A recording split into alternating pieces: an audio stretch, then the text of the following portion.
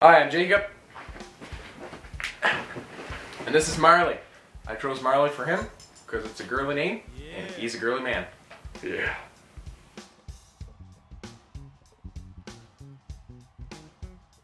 It's, this week on Stevia, we're going to talk about our trips abroad. Marley, what was your trip abroad like, and to where? Just say to where after and just describe what it was like before. Is that what you're specifying by that request? Yes. Well, you see, nah. I'm gonna say where it was. Okay. This summer, I went to Ukraine to compete in the World Youth Track and Field Championships back in my prime.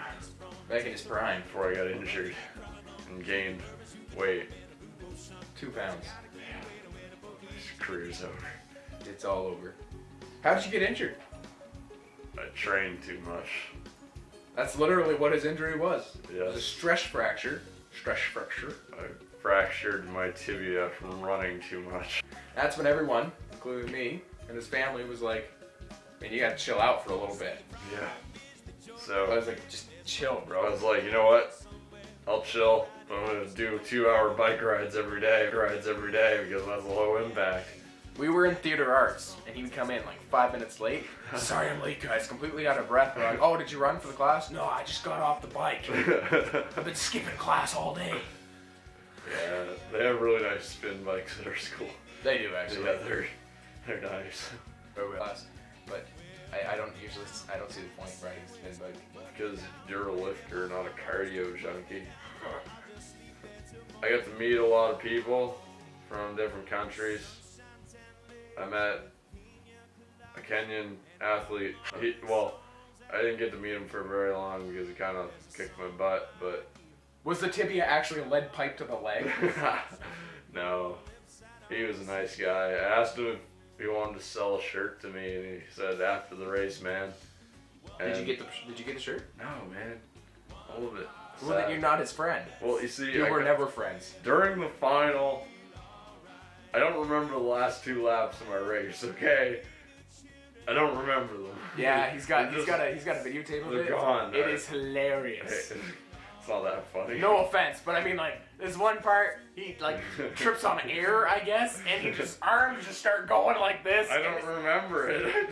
I pretty well face planted on the track. Oh, I yeah. don't even remember. Like, two guys had to, like, grab him It and, was like, just like walk him off the dead track. man walking. It was Because you weird. were like, oh, Yeah, you're like Walking Dead The kind of video thing. is funny because it's like I cross the finish line, stagger into lane 3, and then just drop. There's no like gap in between the drop. It's This just is all true. Yeah, it's pretty funny. Unfortunately, I wasn't there to see it in person. Yeah, after I stopped crying myself to sleep, I look back on it with fond memories. Jacob, this guy, went to Australia.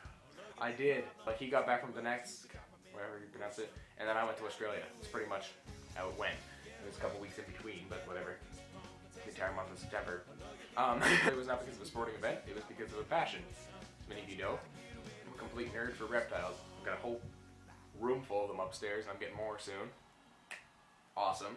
I went there basically to see everything that has scales and can kill me. And that's basically why people go to Australia, right? I mean, like, why else would you go to Australia? 10 most venomous snakes on the planet?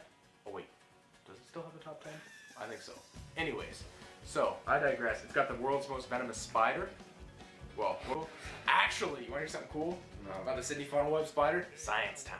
Okay, something cool about the Sydney funnel web spider is that the females are actually, I think, 6 times less dangerous, like deadly. Potent record time for the female to kill a human was 72 minutes. The world record time for a male killing a human is 12. 12 minutes.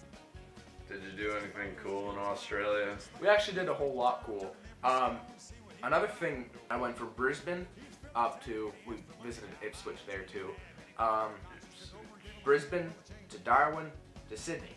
And my favorite place, I think, in the whole wide world right now, I've only been through the United States, some Canada.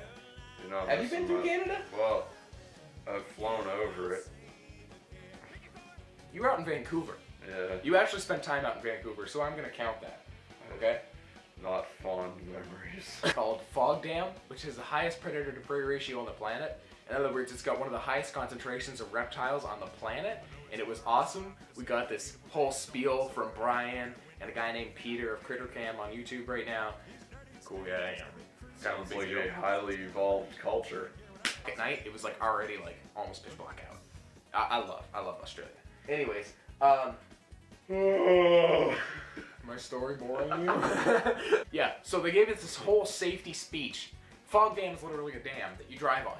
You drive down. I can't remember how long it is. It's kind of long. It's not really. It's at the same time. Anyways, they're like, there is water on either side. Don't go down too close to the water. And immediately we were all like, oh yeah, don't go down too close to the water. You know, there can't be that many crocodiles there, right?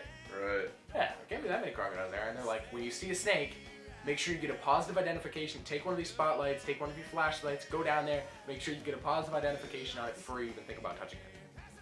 We get out there, and Colin, one of the other guys, he looks over to me and he says, hey, shine your flashlight out there. So, shine the flashlight out. I'm not even joking, we probably saw 10 eyes, like, out in the water. Just like 10 different sets of eyes. Like, boop, boop, boop, boop, boop, boop. Yeah. Shone a flashlight out, and like that. That was one of the coolest experiences of my life because I've never actually seen wild crocodiles. The most powerful, beautiful, just wonderful animal on the planet, and see it out where it belongs, doing its thing. Loser. But mainly all we caught were water pythons, which were actually really cool, and I thought it was kind of funny because basically on everybody else that handled them, they got musked on or bit. I got neither. I was not bit on that expedition, except by insects. Any of you American or Canadian people, when you get stung by a hornet up here, it stings, and it's like, ah, oof, ah, right? It stings. I don't know what that was talking about. But I kid you not, when you get stung by a hornet in Australia, it is totally different. It's a burn. Like, have you ever had like a burning stick like put on your skin or like a burning ember? This one. Yeah, that one. It's longer and that leads to structural damage and black toenails. Anyway, speaking of black toes, I'm a good cook. So we decide to run up past the barn and back. It's about 200 meters. Do this about 4 times in one night. Burning. Felt like it was on fire, didn't it? Yeah. It felt like you were stepping on like hot coals. It felt like that.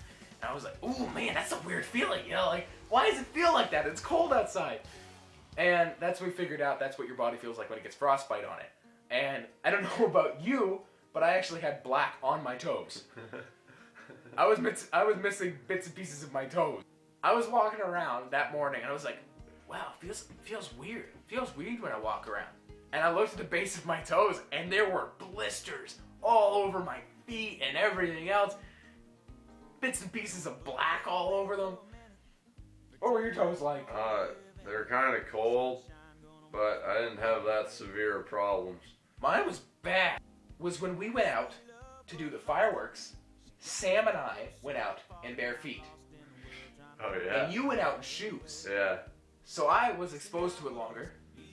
Wait, that's just stupid though. Why are you gonna set fireworks off barefoot? We didn't have time to put on feet. Like, Because where we're going, we don't need No. roads. Yeah, totally. Anyways. My mom always said, life was like a box of chocolates. You never know what you're gonna get. Yeah. Do it with me? Are you gonna do it together? Subscribe!